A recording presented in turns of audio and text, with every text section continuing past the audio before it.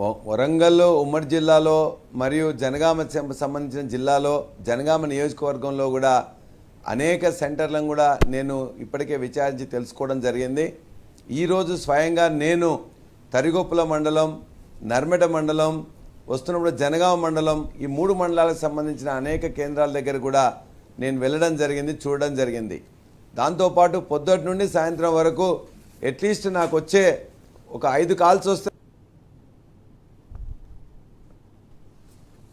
అక్కలు ఎత్తట్లేదని చెప్పేసి ఈ విషయాల గురించే సర్పంచులు నా దగ్గరకు వచ్చినా, రైతులు నాకు ఫోన్లు చేసినా, లేకపోతే అక్కడ ఉన్న మిగతా కేంద్ర సెంటర్ నిర్వాహకులు వాళ్ళు మాట్లాడినా ఒకటే మాట, సార్ మాకు లారీ రాక వారం రోజులైంది, 10 రోజులైంది, 15 రోజులైంది, లేకపోతే 20 రోజుల కింద ఒక లారీ వచ్చింది, 2 లారీలు వచ్చినాయి.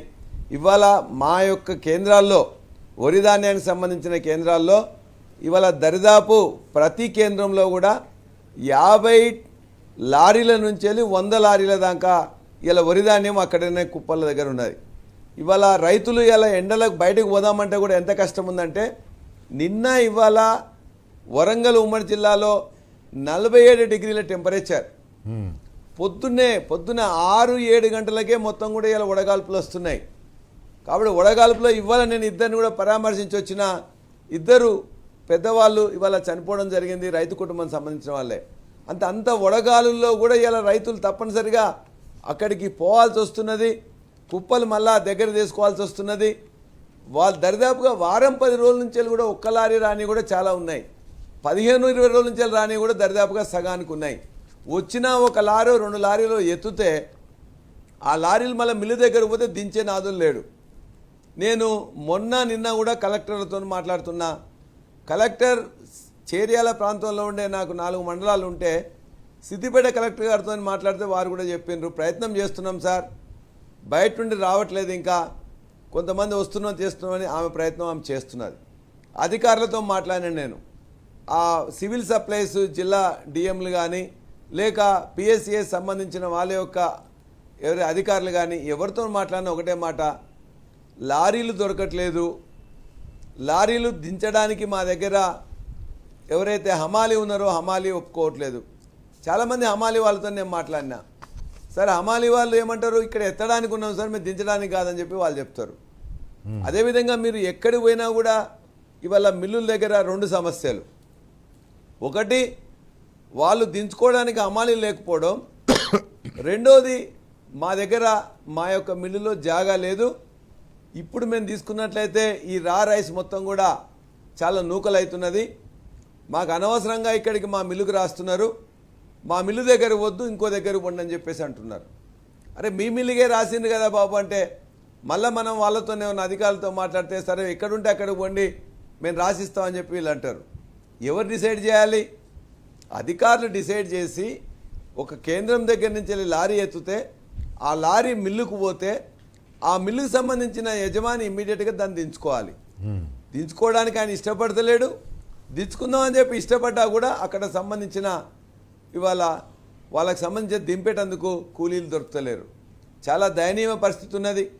వాళ్ళ వరి ధాన్యం గురించి వారు మాట్లాడుతున్నారు, మేము రికార్డు స్థాయిలో ఉత్పత్తి మేము చేసామని చెప్పేసి, రికార్డు స్థాయిలో మేము కొంటున్నామని చెప్పేసి అన్ని బూటకు మాటలు. సివిల్ సప్లైస్ మినిస్టర్ కానీ ముఖ్యమంత్రి కానీ పదే అబద్ధాలు చెప్తూ అదే నిజమని చెప్పి నమ్మించే ప్రయత్నం చేస్తున్నారు. ఇవాళ వరి ఉత్పత్తి 2014లో మనం 14వ స్థానంలో ఉన్నాం. వరి ఉత్పత్తిలో కానీ, వరి విస్తీర్ణంలో కానీ, వరి ఉత్పాదకతలో కానీ. అంటే ఆనాడు 14వ స్థానంలో ఉంటే 2023 వరకే వరి ఉత్పత్తిలో కానీ ఉత్పాదకతలో కానీ ఇవాళ వరి విస్తీర్ణంలో నెంబర్ 1కి వచ్చినాం, ఉత్పాదకతలో నెంబర్ 2గా వచ్చినాం. కాబట్టి ఇవాళ వాళ్ళు పెంచింది ఇవాళ కాంగ్రెస్ ప్రభుత్వం వచ్చిన తర్వాత పెంచిందేం లేదు. కాంగ్రెస్ ప్రభుత్వం వచ్చిన తర్వాత మాయమాటలు చెప్పి ఎక్కువ ఉత్పత్తి అవుతుందని చెప్పేసి దొంగ లెక్కలు చెప్పడం తప్ప, తర్వాత మేము ఎక్కువ మందిని ఎక్కువ తీసుకుంటున్నాం అని చెప్తున్నారు. మేము ఇలా ఛాలెంజ్ చేసి చెప్తున్నాం, 2023-24 కానీ 24-25 కానీ 25-26 కానీ గతంలో కంటే 2023 డిసెంబర్ కంటే మేము ముందు ఏదైతే తీసుకున్నాం అంతకంటే 2 ప్రభుత్వాలు కేసీఆర్ గారు ఉన్నప్పుడు ఒక సంవత్సరం 2022-23 సంవత్సరంలో 141,00,000 మెట్రిక్ టన్నులు 1,41,00,000 మెట్రిక్ టన్నులు ఆనాడు ప్రొక్యూర్ చేసినాం. నువ్వు ఉత్పత్తి ఎక్కువైతే నువ్వు ప్రొక్యూర్మెంట్ కూడా ఎక్కువ ఉండాలి కదా. అవును, ఎందుకు ప్రొక్యూర్ చేయలేకపోతున్నారు? ఇంతకుముందు మీరు చెప్పిండ్రు జిల్లాలో తిరిగి వచ్చినామన్నారు, వడదెబ్బకు గురైన వాళ్ళని పరామర్శించినామన్నారు.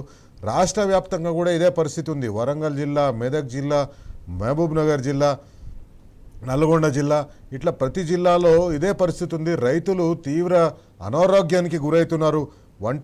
ఆ పండిన పంట దగ్గర కాపలా ఉండి ఆ వడగాల్పులకు ఇబ్బంది అవుతుంది. అయితే ముఖ్యమంత్రి తర్వాత మీ సివిల్ సప్లైస్ మంత్రి వీళ్ళిద్దరూ కూడా ఏ రైతులు చనిపోలేదు, ఏ ఒక్కరు చనిపోలేదు అంటున్నారు. ఒక చిన్న బ్రేక్ తీసుకుందాం.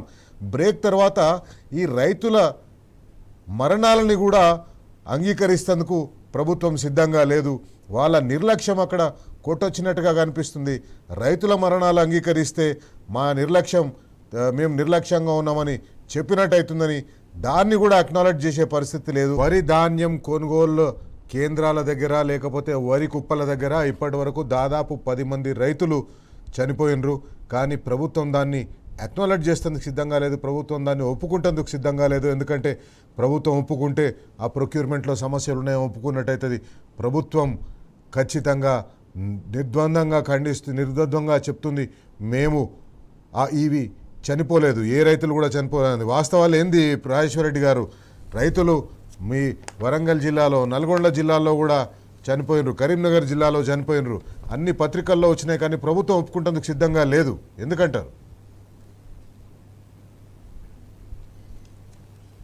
ఇవాళ వాళ్ళ యొక్క యంత్రాంగాన్ని, వాళ్ళ కలెక్టర్లు కానీ, వాళ్ళ యొక్క సివిల్ సప్లైస్ కానీ, వాళ్ళ మార్కెటింగ్ కానీ, వాళ్ళ వ్యవసాయ అధికారులను కానీ ఆ సెంటర్ల దగ్గర పోయి చూస్తే వాళ్ళకి తెలుస్తుంది. ప్రతి సెంటర్లో ఎంతమంది రైతులు పడిగాపులు కాస్తున్నారు, ఎంతమంది ఆ కుప్పల మీదనే పడుకుంటున్నారు, ఎంతమందికి బస్తాలు ఇచ్చిండ్రు, ఎంతమందికి ఇవ్వలేకపోతున్నారు, ఎక్కడన్నా అకాల వర్షం వస్తే తడుస్తుందా లేదా, అది ఫీల్డ్లో ఉండే అధికారులందరూ కూడా తెలుసు, ప్రభుత్వానికి కూడా తెలుసు. ప్రభుత్వం ఇవాళ నాటకాలు వేస్తున్నది, ఇలా డ్రామాలు చేస్తున్నది. చనిపోయిన రైతుల్ని కూడా ఒప్పుకోకపోతే అది మీ యొక్క దౌర్భాగ్య పరిస్థితి అని చెప్పాలి. ఇవాళ రైతులందరూ కూడా ఎంత కష్టపడుతున్నారు అనేది ఏ ఊరికన్నా ఇవాళ ఉత్తమ్ కుమార్ రెడ్డి గారు కానీ లేకపోతే ముఖ్యమంత్రి గారు కానీ వాళ్ళని నేను వాళ్ళు పోయింది కదా, మొన్న పాలేరుకు పోయి వచ్చిండ్రు. పాలేరులో రైతులు చెప్పారు కదా ప్రొక్యూర్మెంట్ అవుతుందా లేదా, వాళ్ళ సమస్యలు ఏంటంటే తర్వాత ఎవరినో ఒక అధికారిని పంపించి తెలుసుకున్నారు. ఇవాళ వారు యాక్చువల్గా మళ్ళీ రోడ్ల మీద పోతుంటే ఏ సెంటర్లోనో వాళ్ళు ఆగమని చెప్పండి. ఆగిన దగ్గర మొత్తం అక్కడ ఎన్ని కుప్పలు ఉన్నాయని అవపడుతుంటుంది కదా. ముఖ్యమంత్రి గారు రేపు పొద్దున ఆసిఫాబాద్కో ఆదిలాబాద్కో పోతున్నారు, పైనుంచి చూడమని చెప్పండి. ప్రతి సెంటర్ దగ్గర ఎన్ని కుప్పలు ఉన్నాయని చెప్పి తెలుస్తుంది కదా. ఇవాళ దరిదాపుగా 1 కోటి మెట్రిక్ టన్నులు ప్రొక్యూర్ చేస్తామన్నారు. మరి ఇవాటి వరకు ఎంత అయింది? 30 లక్షల మెట్రిక్ టన్నులు కూడా ప్రొక్యూర్మెంట్ కాలే. మరి 30 లక్షలు కాలేదంటే 25 నుండి 30% అయింది. మరి మిగతా 60 నుండి 70% ఎప్పుడు చేస్తారు? ఒక రోజు మ్యాక్సిమం చేసేది 1 లక్ష నుండి 1.5 లక్షల మెట్రిక్ టన్నులు మ్యాక్సిమం చేస్తారు. ఇవాళ చేయడానికి కావాల్సిన వరి ధాన్యం రెడీగా అక్కడ పోసి ఉన్నది. ఇలా మాయిశ్చర్ కూడా 17 కంటే తక్కువ వచ్చి ఉన్నది. రాజేశ్వరరెడ్డి గారు ఇప్పుడు మనం చూస్తున్నట్టయితే కాంగ్రెస్ పార్టీ ఎమ్మెల్యేలు కానీ మంత్రులు కానీ ఎవరు కూడా ఈ వరి ధాన్యం కొనుగోలు కేంద్రాల దగ్గరికి లేకపోతే వరి కుప్పలు వేసుకొని నిరీక్షిస్తున్న రైతుల దగ్గరికి పోయినట్టు మనకు కనిపిస్తలేదు. వాళ్ళు కంప్లీట్గా దీన్ని ఏం లేదు, అంతా సజావుగానే ఉంది, ఇట్లాంటి సమస్యలే లేవని చెప్పే ప్రయత్నం చేస్తున్నట్టుగా కనిపిస్తుంది. ఎందుకంటే వాళ్ళకు ఈ గుంపు మీడియా ఒకటి తోడైపోయింది. వాళ్ళు కూడా ఒక్క వార్త కూడా దీని గురించి రాస్తలేరు.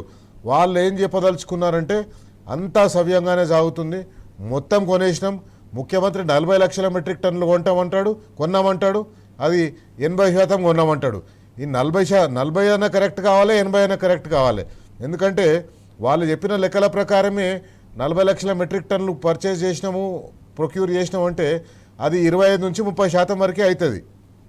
వాస్తవంగా కాంగ్రెస్ పార్టీ నాయకులు ఎందుకు తిరిగే ధైర్యం చేయలేకపోతున్నారు?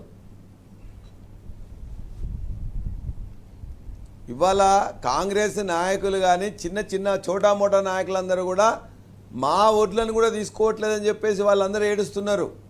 ఈ ప్రభుత్వాన్ని కూడా తిడుతున్నారు. కేసీఆర్ గారి ప్రభుత్వం ఉన్నప్పుడు మేము ఇటువంటి ఇక్కట్లు ఎప్పుడు పొందలే, మా ఖచ్చితంగా మా యొక్క ధాన్యం అనేది అమ్ముడు పోవడానికి అని చెప్పేసి ఇంత కష్టం ఎప్పుడు వల్లే. ఇంత ఎండాకాలంలో ఒక దిక్కున అకాల వర్షాలు వస్తున్నాయి, రోహిణి కార్తె 25వ తారీఖు వస్తుంది. ఇవాళ మేము పోతే రైతులు అనేవాళ్ళు కాంగ్రెస్ రైతులా, టీడీపీ రైతులా, టీఆర్ఎస్ రైతులా, బీజేపీ రైతులా అని కాదు, రైతులందరూ ఏకపక్షంగా సార్ ఒక కలెక్టర్కో మాట చెప్పండి, సివిల్ సప్లైస్ అధికారికో మాట చెప్పండి, 2 లారీలు పంపించండి అని పొద్దున్న లేస్తే ఫోన్లు అందరూ చేస్తున్నారు. అది వాళ్ళకి తెలుసు. ఇవాళ వాళ్ళు ప్రొక్యూర్మెంట్ ఎంత చేస్తామంటున్నారు?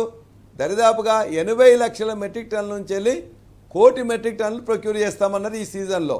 మరి ఎంత చేసిండ్రు? 30 లక్షలు మాత్రమే ఇవాళ లారీల ద్వారా వచ్చింది. ఇంకా 10 లక్షల మెట్రిక్ టన్నులు వాళ్ళు ఏమంటున్నారు? మన ఫీల్డ్లో ఉందని చెప్తున్నారు. 10 లక్షలు కాదు, దరిదాపుగా 30 నుండి 40 లక్షల మెట్రిక్ టన్నులు ఇవాళ ఫీల్డ్లో ఉన్నది. వాళ్ళు తీసుకున్నది ఇప్పటిదాకా 30 లక్షలే. ఆ 30 లక్షలు కూడా సగానికి కూడా ఇంకా పైసలు వేయలే, బోనస్ వేయలే. రైతులందరూ దాని మీద పడిగాపులు కాపుతూ వడగాడుపులతోని వరంగల్ జిల్లా మహిబాద్లో కూడా రైతు చనిపోయిన విషయం చూసినాం. అనేక చోట్ల కూడా రైతులందరూ కూడా ఇలా అనేక మంది ఇబ్బందులు పడి అసలు అక్కడికి పోయే పరిస్థితి కూడా లేదు. ఇలా నిన్న ఇవాళ చూస్తే ఆ వడగాడుపులకు ఇలా పోయే పరిస్థితి కూడా లేదు. హలో చెప్పండి, వినిపిస్తుంది, చెప్పండి. హలో రైట్, రాజేశ్వర రెడ్డి గారితో కనెక్షన్ ప్రాబ్లం ఉన్నట్టుంది. ఫోన్ కనెక్ట్ అయ్యే లోపు ఒక చిన్న బ్రేక్ తీసుకుందాం. బ్రేక్ తర్వాత రేపు రాష్ట్ర కేబినెట్ సమావేశం అవుతుంది. రాష్ట్ర కేబినెట్ చాలా కీలక అంశాల గురించి చర్చించవలసిన అవసరం ఉంది. వాస్తవానికి వరి ధాన్యం కొనుగోళ్ల విషయం చర్చించాలి, ఫీజు రీయింబర్స్మెంట్ విషయం చర్చించాలి. వీళ్ళేదో ఓల్డ్ ఏజ్ పెన్షన్స్ 2 లక్షల మందికి పెన్షన్లు కొత్తగా ఇస్తామని చెప్తున్నారు. కొత్త పెన్షన్లే ఇస్తారా, కొత్త రేట్లు వీళ్ళు ప్రామిస్ చేసిన పెన్షన్లు కూడా ఇస్తారా, అది చర్చించవలసిన అవసరం ఉంది. ఈ ఫీజు రీయింబర్స్మెంట్ది చాలా కీలకమైన అంశం ఉంది. కాకపోతే రైతుల విషయం అంతకంటే కీలకమైనది. ఎందుకంటే రైతుల ధాన్యం అమ్ముకోలేక, ఒకవేళ రైతులు ధాన్యం అమ్ముకోగలిగితే వాళ్ళకి పైసలు వస్తే ఈ ఫీజు రీయింబర్స్మెంటు రేపు వచ్చినా ఎల్లుండి వచ్చినా చూసి పిల్లల్ని కాలేజీలకు పంపించే ధైర్యం రైతులు చేయగలుగుతారు. కానీ ఇక్కడ ధాన్యం అమ్ముకోలేక, ధాన్యం అమ్మితే పైసలు రాక, అక్కడ ఫీజు రీయింబర్స్మెంట్ లేక అనేక రకాల ఇబ్బందులు ఎదుర్కొనే అవకాశం ఉంటుంది. కాబట్టి ప్రధానంగా రేపు మనమందరం కోరుకుందాం, కాంగ్రెస్ పార్టీ ప్రభుత్వం సోయిలోకి వచ్చి రేపు రైతులను ఎట్లా గట్టెక్కించాలి, ఎట్లా రైతులను వారం రోజుల లోపల వాళ్ళ కళ్ళాలు ఖాళీ చేయించాలి, ఎట్లా రైతులు వారం రోజుల తర్వాత సంతోషంగా ఇంట్లో ఉండాలి అనే దాని గురించే ప్రభుత్వం ఆలోచిస్తుందని మనం అనుకుందాం. బరాబర్ అడుగుదాం. Welcome back. రాజేశ్వరరెడ్డి గారు, పల్లా రాజేశ్వరరెడ్డి గారు, రేపు రాష్ట్ర కేబినెట్ సమావేశం అవుతుంది. ఈరోజు BRS party working president KTR గారు కూడా ఒక అంశాన్ని లేవనెత్తున్నారు. రేపు రాష్ట్ర కేబినెట్ దీన్ని సీరియస్గా తీసుకోవాలి.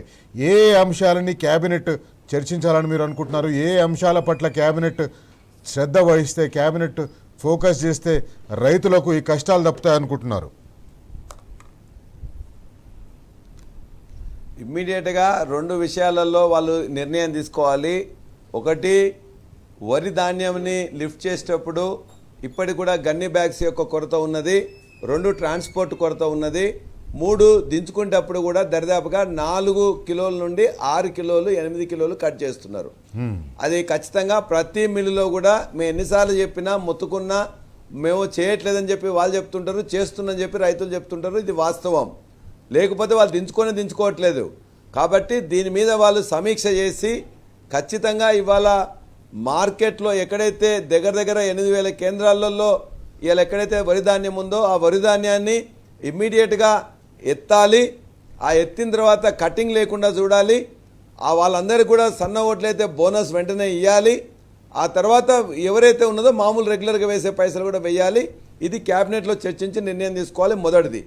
2వ అంశం, ఇలా మక్కల పరిస్థితి ఇంకా అధ్వానంగా ఉన్నది. దరిదాపుగా ఇవాళ వాళ్ళు చెప్పిన లెక్కల ప్రకారమే 16,39,000 ఎకరాల్లో మొక్కజొన్న వేసిండ్రు ఇవాళ తెలంగాణలో ఈ సీజన్లో. దరిదాపుగా వాళ్ళు ఎంత తీసుకుంటున్నారు? ప్రభుత్వ లెక్కల ప్రకారం పండిందంతా 26.57 క్వింటాలు పండుతాయి అని చెప్తున్నారు. అంటే ఎంత? వాళ్ళు వేసిన లెక్కల ప్రకారమే దరిదాపుగా 44 లక్షల మెట్రిక్ టన్నులు పండుతాయి. మరి 44 లక్షల మెట్రిక్ టన్నులు పడితే వీళ్ళు ఎంత తీసుకోవాలని క్యాబినెట్ ఆమోదం పొందింది? 14 లక్షలు మాత్రమే తీసుకోవాలని ఆమోదం తీసుకున్నారు. మరి మీరు చెప్పిన లెక్కల ప్రకారం కాదు, ఇవాళ పండింది 40 క్వింటాళ్ళు ఒక్కొక్క ఎకరానికి వచ్చింది. ఆ లెక్కలు తీసుకుంటే 65 లక్షల మెట్రిక్ టన్నులు అయింది. మరి మీరు 65 లక్షల యాక్చువల్ తీసుకుంటారా, లేకపోతే మీరు చెప్పిన ప్రకారమే దరిదాపుగా 44 లక్షల మెట్రిక్ టన్నులు తీసుకున్నా కూడా మీరు ఇప్పటివరకు క్యాబినెట్ ఆమోదం తెలిపింది 14 లక్షల మెట్రిక్ టన్నులు మాత్రమే ప్రొక్యూర్ చేయాలి. అది కూడా ఒక రైతు ఒక ఎకరానికి 25 క్వింటాలు మాత్రమే యాక్సెప్ట్ చేయాలని చెప్పేసి నిబంధన పెట్టి ఓన్లీ 14 లక్షలకే ఇవ్వాలని నువ్వు ఒకవేళ క్యాప్ పీరియడ్ పెడితే ఆ మిగతా రైతులందరూ ఎక్కడికి పోవాలి, ఎక్కడ అమ్ముకోవాలి? కాబట్టి ఖచ్చితంగా ఆ నిబంధన అనేది ఈ క్యాబినెట్లో రేపు తీసేసి మొత్తం కూడా 14 లక్షల మెట్రిక్ టన్నులు కాదు, మొత్తం 45 లక్షల మెట్రిక్ టన్నులు ఇవ్వాలా.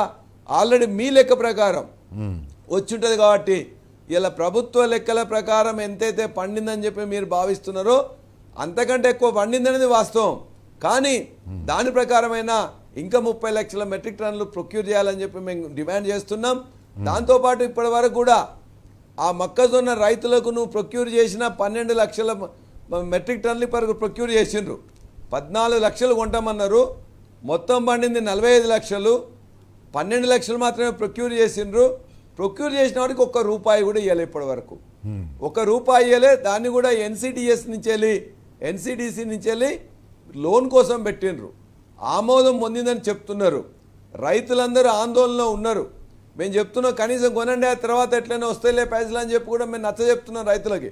అయినా కూడా ఈ ప్రభుత్వానికి లోన్ శాంక్షన్ అయిందని చెప్తున్నారు తప్ప ఇంతవరకు బ్యాంక్ అకౌంట్లో ప్రభుత్వ బ్యాంక్ అకౌంట్లోకే రాలేదు. ఏదైతే లోన్ వాళ్ళు ఒప్పుకున్నారో ఆ లోను మొక్కజొన్న రైతులు 12 లక్షల మంది 12 లక్షల మెట్రిక్ టన్నులు కొంటే ఒక్క రూపాయి కూడా ఇంతవరకు రైతుల్లో వేయలేదు. కాబట్టి ఇక్కడ కూడా డిమాండ్ ఈ యొక్క మొక్కధాన్యం గురించి వెంటనే రైతులు మీరు కొన్న 12 లక్షల మెట్రిక్ టన్నులకు సంబంధించిన పైసలు వెంటనే ప్రభుత్వం వాళ్ళ అకౌంట్లో వేయాలి. 2, 30 లక్షల మెట్రిక్ టన్నుల మొక్కలు ఇప్పటికీ రోడ్ల మీద ఉన్నాయి, కళ్ళాల్లో ఉన్నాయి, పొలాల్లో ఉన్నాయి. దాన్ని కూడా ఇమ్మీడియట్గా తీసుకోవాలి. క్యాబినెట్ రేపు పొద్దున ఆమోదం తెలియజేసి ఆ మొక్క రైతులను కాపాడాలని చెప్పి కూడా నేను డిమాండ్ చేస్తూ ఉన్నాను. రాజేశ్వర రెడ్డి గారు, రేపు వాస్తవానికి క్యాబినెట్ సమావేశం జరుగుతుంది. క్యాబినెట్ సమావేశంలో ఒకవేళ ప్రభుత్వం ఈ సమస్యని ఒక పెద్ద సమస్యగా గుర్తిస్తే వారం రోజుల్లో పరిష్కరించవచ్చు. వారం రోజుల్లో ఈ మంత్రులందరూ రేపు క్యాబినెట్ మీటింగ్ అయిపోగానే ఎల్లుండి పొద్దున్నే పోయి ఒక్కొక్క జిల్లా హెడ్ క్వార్టర్లో కూర్చొని మొత్తం వరి ధాన్యం కల్లాలు ఖాళీ అయ్యేంత వరకు అక్కడనే కూర్చొని రైతుల ఖాతాల్లో పైసలు పడేంత వరకు అక్కడనే కూర్చుంటే వారం రోజుల్లో ఈ సమస్య పరిష్కారం అవుతుంది. కానీ నాకు తెలిసి కాంగ్రెస్ పార్టీ అంత చిత్తశుద్ధితోటి ఉన్నట్టు కనిపిస్తలేదు. ఏమంటారు? ఎట్టి పరిస్థితుల్లో వాళ్ళకి అసలు ధాన్యం కొనకుండా ఎట్లా తప్పించుకోవాలనే దాంట్లోనే ఉన్నారు. ధాన్యం ఇవాళ నిజంగానే వాళ్ళు కొనాలనుకుంటే మీరు చెప్పినట్టు ఈ యొక్క ఇన్ఛార్జ్ మంత్రులు, ఉమ్మడి జిల్లాల ఇన్ఛార్జ్ మంత్రులు ఉన్నారు. వాళ్ళు ఇవాళ మిగతా ఎండాకాలం అని చెప్పి టూర్లు పెట్టుకోవడం బంద్ చేసి, లేకపోతే లేని పనులు చేసినట్టు చూపించుకోవడానికి అని చెప్పేసి వేరే దగ్గర మీటింగ్లు పెట్టుకునే బదులు మీరు చెప్పినప్పుడు ఉమ్మడి జిల్లా హెడ్ క్వార్టర్స్లో మీరు వాళ్ళు కూర్చున్నట్లయితే లారీలు ఎక్కడ లేవో లారీలు తెప్పించాలి. లేకపోతే వాళ్ళే ఒకవేళ మీరు ఇలా బంగ్లాదేశ్లో ప్రాబ్లం ఉన్నది, బెంగాల్లో ప్రాబ్లం ఉన్నది, గోనె సంచులు దొరుకుతలేవని చెప్తున్నారు. ఒకవేళ గోనె సంచులు వాళ్ళు కొనుక్కున్నట్లయితే కొనుక్కోవడానికి అని చెప్పి కూడా రైతులు సిద్ధంగా ఉంటే వాళ్ళకి ఏం పైసలు ఇవ్వాలో ఇచ్చేసి గోనె సంచులు ఇప్పించాలి. 2 లారీలు రాజేశ్వరరెడ్డి గారు, ఈ గోనె సంచులు అనేది ఇప్పటికిప్పుడు వచ్చిన అవసరం కాదు కదా. గోనె సంచులు అవసరం పడతాయని చెప్పి వీళ్లకు ప్రతి సంవత్సరం ప్రతి పంటకు ఎన్ని అవసరం ఉంటే వాళ్ళ దగ్గర లెక్క ఉండాలి. ఇప్పుడు గోనె సంచుల కోసం ఎత్తుక్కుంటూ పోతుంటే ఇక రైతుల పని అయిపోయినట్టే. వాళ్ళు దాన్ని కొనొద్దని అనుకునే దాంట్లో ఇవన్నీ కూడా సాకులు చూపిస్తున్నారు. ఇప్పుడే మొన్ననే ఎలక్షన్ అయిపోయింది, ఆడ ఇబ్బందులు వచ్చినాయి కాబట్టి అక్కడ దొరుకుతలేవనే సాకు చూపించి గోనె సంచులు మీరే కొనుక్కోమని చెప్పి రైతుల మీద నెట్టిండ్రు. ఒకవేళ రైతులు ఎక్కడైనా కొనుక్కొచ్చుకున్నా కూడా వాళ్ళకి పైసలు ఇంక ఇవ్వట్లేదు. ఒకవేళ గోనె సంచులే కాదు, గోనె సంచులు నింపులు పెట్టినవి కూడా ఉన్నాయి. మీరు చూసినట్లయితే మీరు విజువల్ చూస్తే గోనె సంచులు వాళ్ళు రైతులు తెచ్చుకొని నింపి పెట్టినవి కూడా అట్లే ఉన్నాయి. వాళ్ళకి పైసలు ఇవ్వకుండా వాళ్ళు ఏదో పోనీ అని చెప్పేసి మా ధాన్యమే కదా మేము తెచ్చుకొని ఏదో విధంగా అని చెప్పేసి చేస్తే కూడా లారీలు దొరుకుతలేవు అంటున్నారు. లారీలు దొరకని దగ్గర ట్రాక్టర్లకు అనుమతి ఇవ్వండి, డీసీఎంలకు అనుమతి ఇవ్వండి. లారీలు దొరికిన తర్వాత ఏం చేస్తున్నారు? హమాలీలు దొరుకుతలేదని చెప్పేసి అంటున్నారు. హమాలీలు దొరికిన దగ్గర ఏమంటున్నారు? ఇప్పటికి కూడా ఆ ధాన్యం వాళ్ళు దించుకోవట్లేదు. ఎవరు? మన యొక్క మిల్లర్స్ అంటున్నారు. అనేక సమస్యలున్నాయి. కాబట్టి ఈ క్యాబినెట్ నిజంగా చిత్తశుద్ధితో ఉంటే, ఈ ప్రభుత్వం మొత్తం కూడా మేము 80 లక్షలు తీసుకుంటామని చెప్పే చిత్తశుద్ధితో ఉంటే ఖచ్చితంగా 30 లక్షలు కూడా కాలే. ఆ 10 లక్షలు 40 లక్షలు అని వాళ్ళు చెప్పిన దాంట్లో 10 లక్షలు మెటీరియల్ అక్కడికి వచ్చినది అంతే. 40 లక్షలు ఇంకా వాళ్ళకి 40 లక్షలు అనేది మిల్లులకు చేరలే. ఛాలెంజ్ చేసి చెప్తున్నాం, 30 లక్షల కంటే ఎక్కువ మిల్లులకు చేరలే. కాబట్టి చిత్తశుద్ధితో వాళ్ళు చేయదలుచుకుంటే కదా ఖచ్చితంగా చేయాలి. లేకపోతే ఇలా రైతాంగం వడదెబ్బలతోనే ఒక వరంగల్ జిల్లాలోనే మన దగ్గర ఇక్కడ చింతగట్టు దగ్గర ఒక రైతు, యువ రైతు చనిపోవడం జరిగింది. గన్పూర్లో రైతు చనిపోవడం జరిగింది. నెక్కొండలో రైతు చనిపోవడం జరిగింది. నెక్కొండలో రైతు అయితే కుప్ప మీదనే చనిపోయిండు. ఇక్కడైతే కుప్పల దగ్గర రెడ్డి గారు యాసంగిలో పండించిన పంటనే ఇప్పటి వరకు రైతులు అమ్ముకోలేకపోయినరు. ఇంకా వారం 10 రోజులైతే వానాకాలం పంట పనులు కూడా మొదలైపోతాయి. రైతు భరోసా ఇచ్చే అవకాశం కనిపిస్తలేదు. రైతులకు యూరియా ఈసారి వీళ్ళ ప్రిపేర్డ్నెస్ ఎక్కడా కనిపిస్తలేదు. ఈ పంటనే అమ్ముకోలేక కింద మీద అవుతుంటే రేపొద్దున ఇక వానాకాలం పంటకు వీళ్ళ ఏం సాయం చేస్తారో అర్థమైతలేదు. నేను 2 విషయాలు మీరు చెప్పిన దానిలో రైతు భరోసా ఒకసారి కేసీఆర్ గారు ఫస్ట్ మీటింగ్ పెడితే 1 ఎకరానికి ఇచ్చిండ్రు జగిత్యాల మీటింగు. ఆ తర్వాత మళ్ళీ కేటీఆర్ గారు 2వ మీటింగు వరంగల్లో పెడితే 2వ ఎకరానికి ఇచ్చిండ్రు. ఇప్పటికి కూడా 45 రోజుల్లో నేను వేయకపోతే నేను మనిషినే కాదన్నట్టు ఇలా ముఖ్యమంత్రి చెప్పిండు. కానీ 2 ఎకరాల కంటే ఎక్కువ ఇప్పటిదాకా ఇవ్వలే. పంట చేతికొచ్చింది, పంట అమ్ముకున్నారు. అయినా కూడా పంటకింత ముందు పంట మొదట్లోనే కేసీఆర్ గారి ప్రభుత్వం 11 సార్లు 73,000 కోట్ల రూపాయలు వేస్తే వీళ్ళు ఇప్పటికీ 5 సార్లలో 2 సార్లు ఎగబెట్టిండ్రు. 3వసారి ఇలా 2 ఎకరాలకు మాత్రమే వేసిండ్రు. కాబట్టి ఈ పంటదే రాలే, వచ్చే పంటకు వస్తుందని చెప్పే నమ్మకం లేదు. అదేవిధంగా యూరియా గురించి గత వానాకాలంలో యాసంగిలో కూడా కావాల్సినంత ఇయ్యలే. ఇప్పుడు కూడా నిన్న పేపర్లో చూసినాం, వ్యవసాయ శాఖ మంత్రి మాట్లాడుతున్నారు, మాకు ఇవ్వాల్సిన 13 లక్షల్లో ఇప్పటికే 2 లక్షలు కోత పెట్టినరు, అది ఇవ్వాలని చెప్పేసి అడుగుతున్నారు. అంటే వీళ్ళు గన్ని బ్యాగులు కావాలనేది ముందు మాట్లాడరు, యూరియా కావాలనేది ముందు మాట్లాడరు, మిగతా అనేది ప్రిపేర్డ్నెస్సే ఉండదు. దాని గురించి ఊరికేనే మాట్లాడడం, ఇతరుల మీద అబద్ధాలు పదే పదే మాట్లాడడం, లేకపోతే అడిగే రైతులం కానీ నాయకులం కానీ బీఆర్ఎస్ పార్టీ వాళ్ళం కానీ మీద పడి కరవడం తప్ప ఇవాళ వీళ్ళు చేసేది ఏమి లేదు. రైతులకు వీళ్ళు ఏ విధంగా మోసం చేస్తున్నది రైతాంగం మొత్తం గమనించిండ్రు. కానీ ఆ రైతులకు రైతు భరోసా మిగతాది ఇప్పుడే ఇవ్వాలని చెప్పి డిమాండ్ చేస్తున్నాం. యూరియా రేపు వానాకాలం కావాల్సింది ఇమ్మీడియట్గా రేపు పొద్దున క్యాబినెట్లో చర్చించి ఇవాళ హైదరాబాద్ ఎక్కడికి పంపిస్తారో వాళ్ళందరినీ కూడా మంత్రులను కానీ అధికారులను ఢిల్లీకి పంపించి దాన్ని కూడా సాల్వ్ చేయాలని చెప్పి ముందే తెచ్చుకోమని చెప్పేసి కోరుతున్నాం. అదేవిధంగా ఇమ్మీడియట్గా ఏదైతే ఉన్నదో వరి ధాన్యం కానీ మక్కలు కానీ ఇలా మార్కెట్లలో కానీ లేకపోతే కేంద్రాలు ఐకేపీ కేంద్రాలు కానీ పిఎస్సిఎస్ కేంద్రాల్లో ఉన్న వాటిని వెంటనే వరి ధాన్యాన్ని ఎత్తాలి, మక్కల్ని ఎత్తాలి, వాళ్ళ వెంటనే డబ్బులు వేయాలి. రైతాంగాన్ని వడదెబ్బ నుంచి ఈ యొక్క ఇబ్బంది నుంచి కాపాడాలని ఈ క్యాబినెట్ నిర్ణయం తీసుకోవాలని చెప్పేసి చర్చించాలని చెప్పేసి మేము బీఆర్ఎస్ పార్టీ తరఫున రైతాంగం తరఫున గట్టిగా ఈ ప్రభుత్వాన్ని డిమాండ్ చేస్తున్నాం.